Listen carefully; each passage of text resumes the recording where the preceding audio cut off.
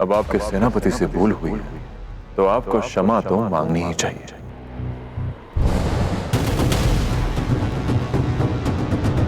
मैं आपसे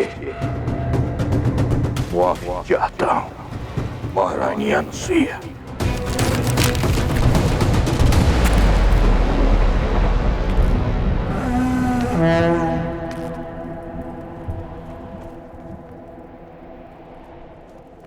आज तक आपको इतना बेचैन नहीं देखा हुजूर।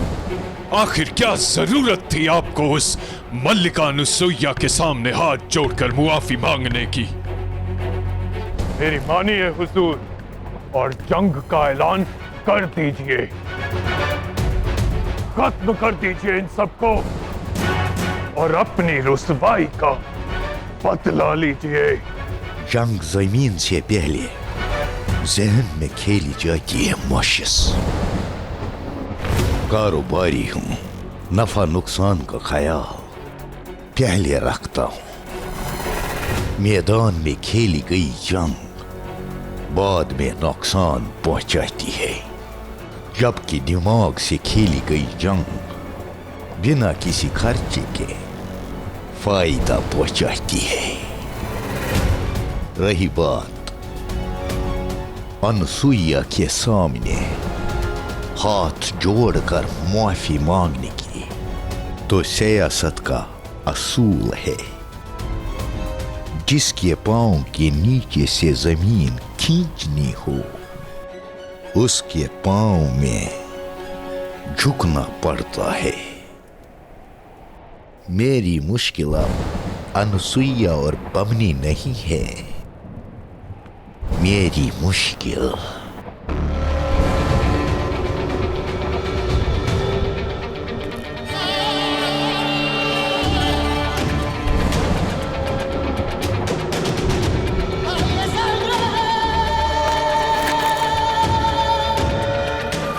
ये लड़का पोरुस है। इसके बाजुओं के साथ साथ इसके दिमाग में भी ताकत है।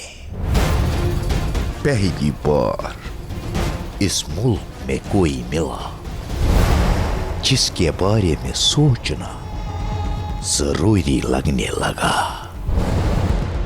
मैंने दस्यु की पूरी बस्ती जला दी, इसने मेरे आदमी को रंगे हाथ पकड़ा, फिर भी इसने शाह बमनी के सामने एक लफ्ज भी नहीं बोला। इसका मतलब है इसके दिमाग में कुछ खतरनाक चल रहा है। हर पल उस पे नजर रखो मोशिस। वो कहाँ जाता है, क्या करता है, सब खबर चाहिए मुझे। वो दिन में कितनी बार सांस लेता है ये भी मालूम होना चाहिए मुझे। मुझे जानना है कि उसका अगला मंसूबा क्या है। इतने से काम के लिए मोशियस को कष्ट क्यों देना शाह डराए?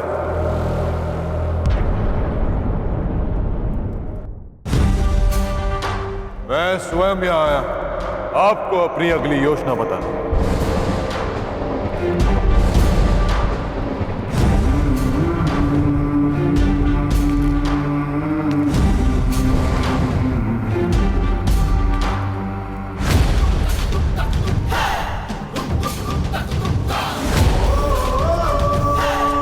अब हमारे द्वंद के बीच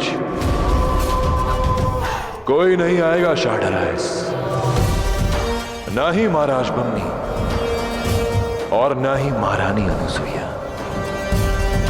केवल आप और मैं।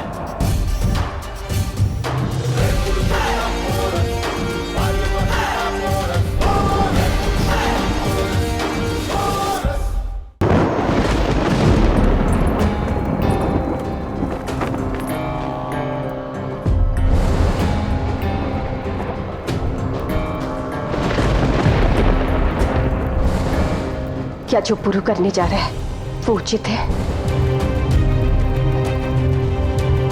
कहीं वो किसी संकट में न... नहीं नहीं,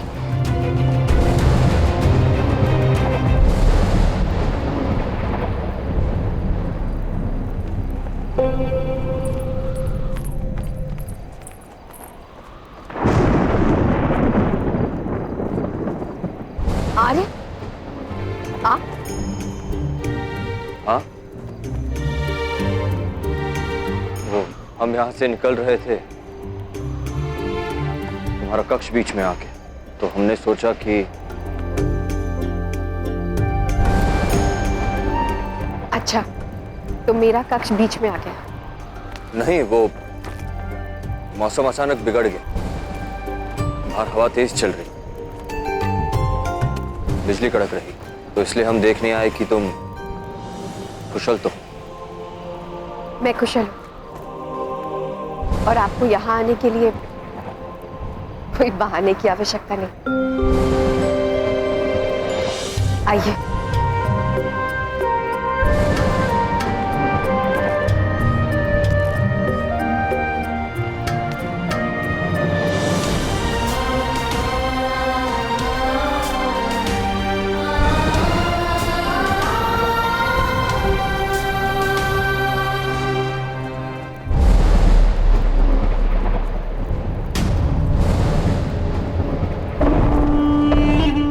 आश्चर्य है शार्डराइस कि मैंने महाराज बमनी को दस्यु लोक में हुए कांड के विषय में नहीं बताया।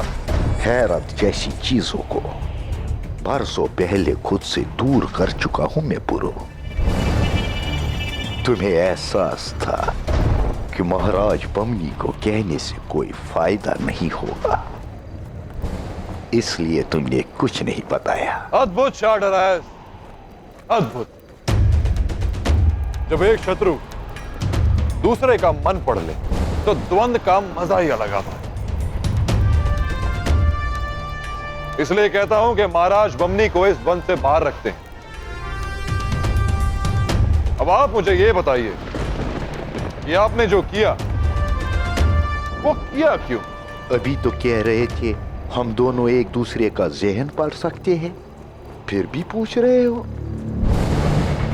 हाँ शार्डराइस, पर अब जब हम खुलकर खेल ही रहे हैं तो खुलकर बात भी कर ही लेते हैं, और आपके मुंह से सुनने का मजा ही अलग। तो ये ख्वाहिश भी पूरी कर देते हैं। तो सुनो बच्चे, मैं तुम्हारे मुल्क पर हुकूमत करना चाहता हूं। मैं तुम्हारे मुल्क पर कब्जा करके उसे अजीम व शान फारस की सल्तनत का हिस्सा बनाऊंगा। और ये तुम भारतीयों की खुशनसीबी है कि तुम दुनिया की सबसे बड़ी सल्तनत का हिस्सा बनोगे। विचित्र बात है ये शार्डराइस। 21 सालों से आप भारत देश में, पर आज तक आप भारतवासियों को समझ नहीं पाए। यदि हमारी सोच भी आपके भांति होती तो हमारा भारत देश संसार में सबसे बड़ा होता। पर हम भारतीय किसी भी देश पर अपनी बुरी दृष्टि नहीं डालते। हम जैसे भी हैं अपने आप में बहुत प्रसन्न हैं। फारस का भाग बनने में हमें कोई रुचि नहीं। तुमने शायद ठीक से सुना नहीं बच्चे।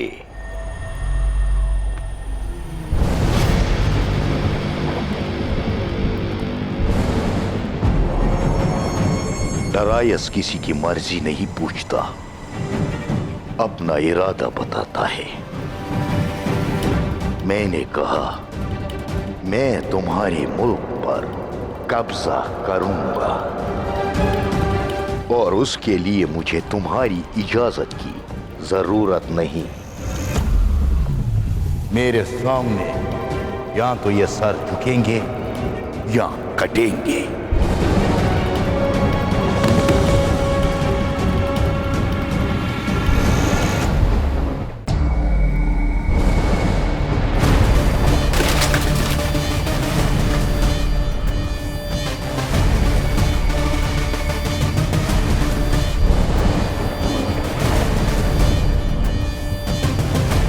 मेरे भारतवासियों का सर तो बहुत दूर की बात है शाह डरायस।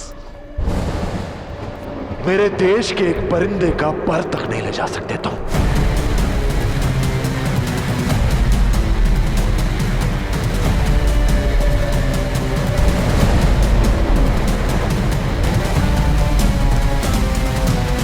हिम्मत है तो इस सोने की चिड़िया का एक पर ले जाकर दिखाओ।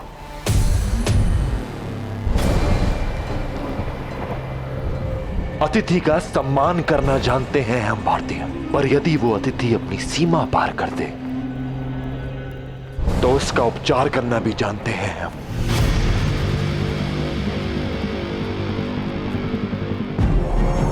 मैं सुनिश्चित करूंगा कि तुम फारसी अपने आप मेरा देश छोड़कर भागोगे। और अगर हमने ऐसा नहीं किया तो याद है ना कि मेरी माँ 21 बरसों से क्या बोलती आ रही है कि उनका बेटा यानी मैं